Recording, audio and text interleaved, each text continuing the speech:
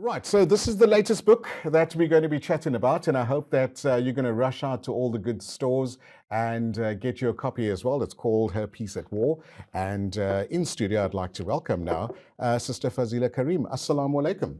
Walaikum salam. Shukran so much for having me here. It's my absolute pleasure. I tell you what, the book is very catchy. I like the cover, and I'm sure you must have went through quite a few templates trying to design this cover. Now I had a very detailed instruction of what I wanted on the cover, and so Okay. thanks to that, there were only two iterations. Okay, fantastic. Oh, well, congratulations there as well.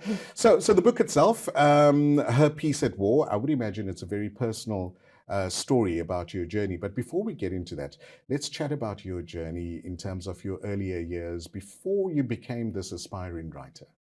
Tell us a bit more about yourself. So I actually wanted to be a writer since I was a child, and then I think due to necessity and survival, I ended up just going a completely different avenue. I don't think creativity is really something that you pursue if financial survival is your goal. And so because of that, I actually ended up doing accounting, and then I became a qualified CA, but I really hated that. So like Okay. even in matric, when I was writing my final paper, I just told everyone, this is it for me. I'm never seeing a debit and a credit again. And then here I am. Well, thankfully, 20. I always need somebody to do my taxes, so I'll call on you for that as well. Don't. Okay, so I It's would not. imagine what a lovely change when you realize that writing is your passion and leaving behind something that you weren't all too happy with, and now discovering this wonderful new world of writing and putting your thoughts into a book as well. When did you get this epiphany? Was it many years later? Did it come during your schooling years? So actually, I'm still functioning as a CA. So my day job is actually that I'm a finance and HR manager at a fuel storage facility, Okay. and the writing is actually something that I do as a creative outlet. I just found that over the years that you can't just operate within a technical functionality, and that creativity just provides you with an additional outlet for something that you might be feeling that you need to work through. And I only really opened up my eyes to this when I was introduced to like neuroscience and psychology in my last few years in the corporate space, which is a funny place to try and like discover something like that. But it's been a really holistic journey for me to learn about all of those things, and then to also see how things like self-awareness can actually bring about a big change within yourself, within your environment, people around you. And people also comment to say that they see these changes. And the main thing is actually to try and determine how you can be linear, I think, when things happen to you. So like not react or underreact or overreact, but just try to maintain a state of calm no matter what happens. That's very interesting that you say that, because during that time of self-awareness, one can be a bit frazzled in your decision making as well. So having a calmness around you, that must have helped in many ways. Yeah, so doesn't mean that you eventually don't end up getting frazzled or whatever, and that you are permanently in a state of calm. But it's also about being able to identify when those frazzled feelings begin, when you just start taking note of your biological reactions for certain people, situations, I don't know, emails. And then once you start paying attention to that, it's easier for you to regain control of the self, to be able to really take charge of the situation. Nice. Okay, we're chatting to Fazila Carriem, who is an aspiring author. The book is Her Peace at War, available at all the good bookstores as well. So go and get your copy. I hope you're going to do that as well. Fazila, the book itself is quite a personal journey. I've read through, and it looks like you've taken the reader on a journey through your life and through your personal space as well. I mean, opening up couldn't have been too easy. How did you go about designing each chapter of the book? So I started writing it more as a means to get rid of certain things that were sitting with me that I needed to have an outlet for. And I started by writing the most difficult things that had happened to me. So those were the first things that I had written. But it was actually on request of a coach that I had, where she said that I needed to go back to the past because this is something that I was struggling with, that I had never actually considered my own past. And this was a safe way for me to do that. And I just ended up writing it as if certain things just happened to other people. And also, it's an integrated story. So it's based on true events, but not all of them are like the events that occurred within my life. Okay.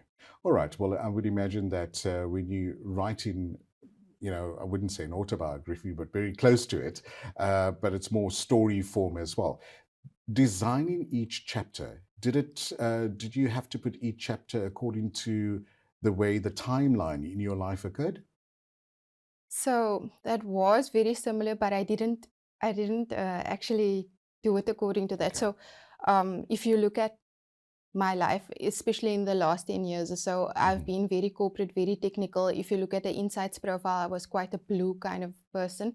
And the book and the writing of it followed a less structured approach. It was Okay. more, okay, write what you feel and where you're feeling it. And there was no, this is chapter one, this is chapter two. It was just, this is it, and like somehow put it all together. Okay.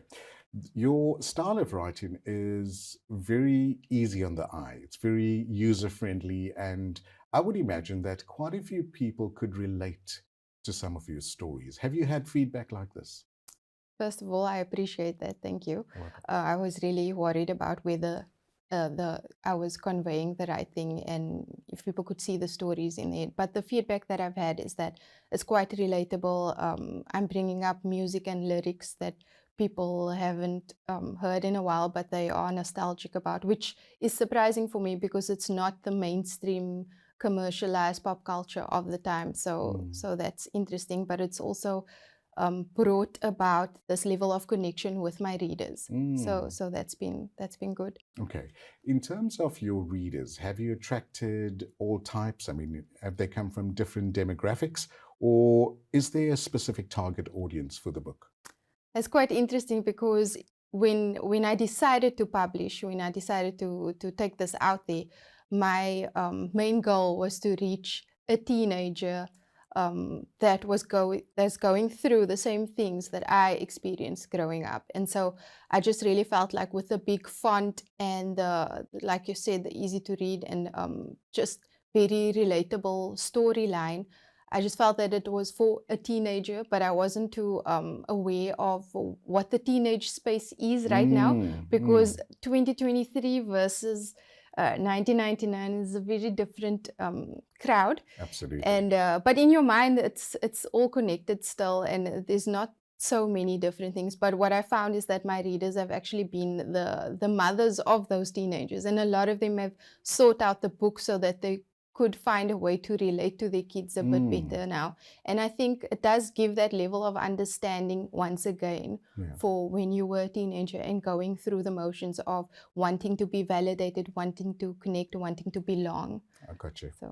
All right, we're chatting to author Fazila Carriem, and we're going to take a short ad break. When we come back, we'll chat a bit more to this wonderful author right here from Cape Town, and we're going to give you an idea on how to get hold of some of these amazing stories so that you can relate to them as well. I'm Luqman Shadrack for Hilaal Live. Assalamu alaikum and welcome back to Hilaal Live. I'm Luqman Shadrack, and in studio I'm joined by author Fazila Carriem about her new book, chatting about her new book, Her Peace at War. Fazila, shukran so much for coming into studio and chatting to us one more time. The book itself must have taken you on such a great journey as well. Is there anything in particular that you've learned about yourself during this process of writing? I've learned so many things and I'm still discovering so much that I need to work through. One of the biggest things that I've learned was the level of anger that I had and that I had been carrying with me for close to 20 years. And acknowledging that and understanding that maybe it was directed at the wrong people, at the wrong groups of persons. And what I realize now is that hurt people. And I think at the time that I had birthed this anger, I really felt that these people were bad people. And actually, it's they were only a product of their own environment. And at that time, I didn't have that level of understanding. All I had was this accusation of, you are not who you're supposed to be in my life, because you're supposed to be the good guy, and yet you're not delivering on that. And so carrying that for so many years was not a healthy thing. So I think that was one of the really positive things that came out of it for me to try and let go of. Another big thing was validation, looking for validation, especially from places that are probably not good for you. And I realized where that came from, and it's because I lost my mother so young. And then I turned to her family, and any place that I didn't get it from, I would just go to the next phase or group within my life and look for that same level of belonging, understanding, validation, and just like real acceptance. And anyway, I didn't find it, or if it wasn't in the way that I wanted it, and remember, I was still carrying the anger with me as well. It wasn't a good recipe for me being in a social environment in any way. Right. Is there an excerpt in the book that you would like to maybe share with us, and maybe our listeners our viewers could benefit from? Sure. So this is a setting where the character Alia, so this book is about Alia and mainly her dynamic with her mother. And there's one instance where her mother's going through a lot, and so she takes a very bold step by going to one of her siblings to try and ask for help. And then what ends up happening is the sibling basically dismisses her due to cultural or whatever other beliefs. And so this was Alia's takeaway from that moment. I had never witnessed physical violence between my parents prior to nor after that night, but everyone in our family, neighborhood, and community was witness to the years' worth of psychological and mental abuse my mother faced at the hands of my father. We were all watching from the sidelines as my mother's inner light faded over the years. The disgusting rhetoric of "at least he doesn't hit you" reared its head more than once, and perhaps that's why she only sought help the minute he actually laid a physical hand on her. Perhaps that level of empowerment to speak up came from a community's inferred perception of what is and what is not acceptable abuse. Okay, thank you for that. I would imagine that just listening to that, that's something we hear so often in our community. We live so close to our neighbors, or even in our family as well. It's often statements that gets passed from spouse to spouse. What was your people that bought your book? What did they think of, especially an incident like this? What was very surprising to me was how much feedback I had gotten from so many females that had been raised in environments like this, where they had watched familial abuse within their own homes.